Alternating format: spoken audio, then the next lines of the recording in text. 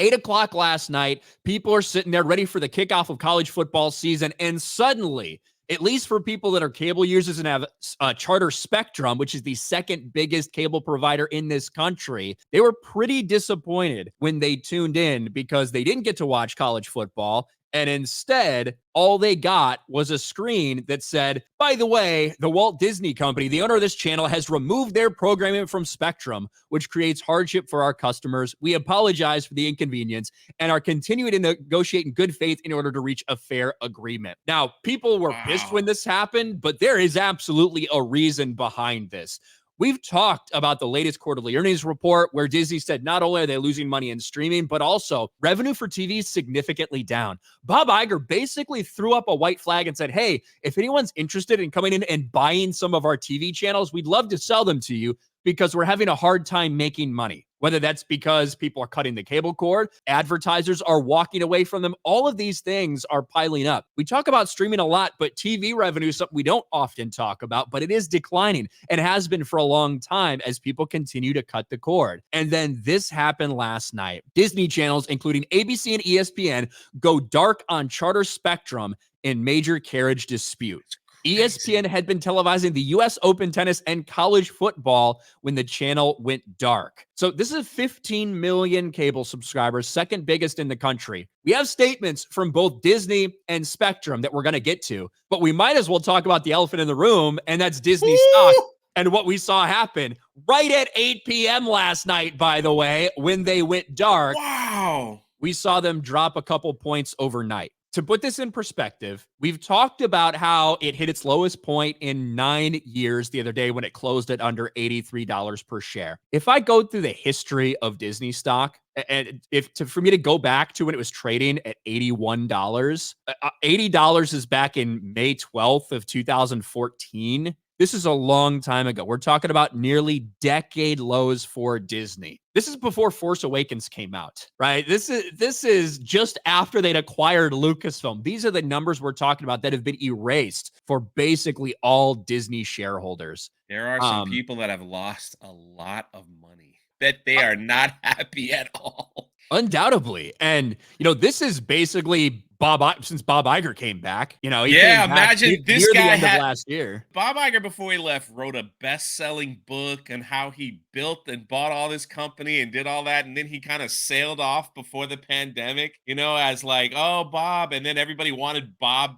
Iger back when they put Chapek in, and now it's like, this is Bob Iger's new legacy. It's just going down in flames right before our eyes in real time.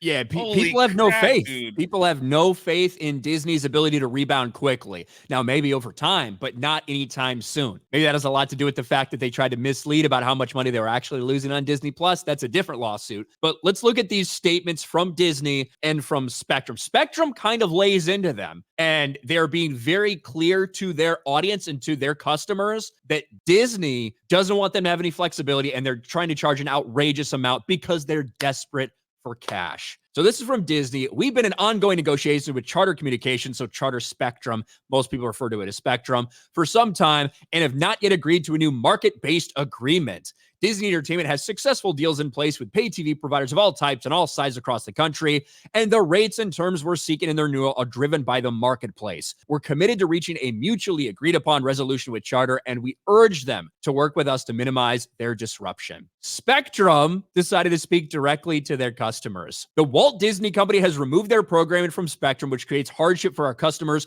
We offer Disney a fair deal, yet they're demanding an excessive increase. They also want to limit our ability to provide greater customer choice in programming packages, forcing you to take and pay for channels you may not want. Now, I think what that means is that Disney doesn't want any cable companies to let people choose kind of a la carte. They don't want like, hey, if I just want ESPN, but I don't want all this other shit, or I don't want ESPN. They want you to be forced in any of their decisions, any of their packages, to take on all of Disney's different channels so they get the maximum amount of revenue. That's what I think that means. And then the rising cost of programming is the single greatest factor in higher cable TV prices, and we're fighting hard to hold the line on programming rates imposed on us by companies like Disney. Wow. They're going hard, man. They're going hard on Disney right now. They have to at this point. If that's how Disney's going to try to squeeze a few extra bucks from their dumpster fire, I mean, you got to call them out, man. Like that's just where we are. It's sad, man. Like to see this company, it is a shell of itself. They have to change. There is no way they can keep the same trajectory like with their movies,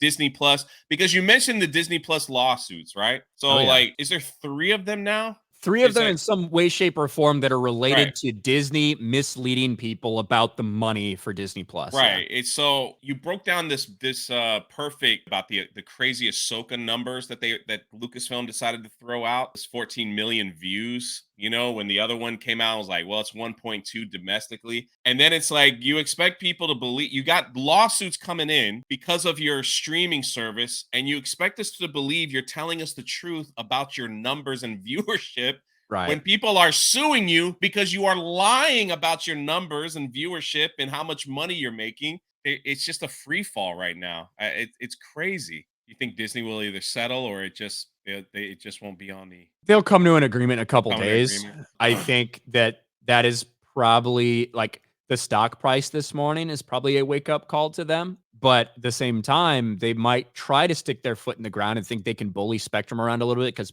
guess what? People want ESPN. Yeah. They want ESPN during college football season. We're about to start NFL season as well. This isn't like the first time this has happened. These disputes happen. This is a big dispute for all Disney channels on the second biggest cable provider. This is a big fucking deal. And I don't know how long it's going to take them to resolve it.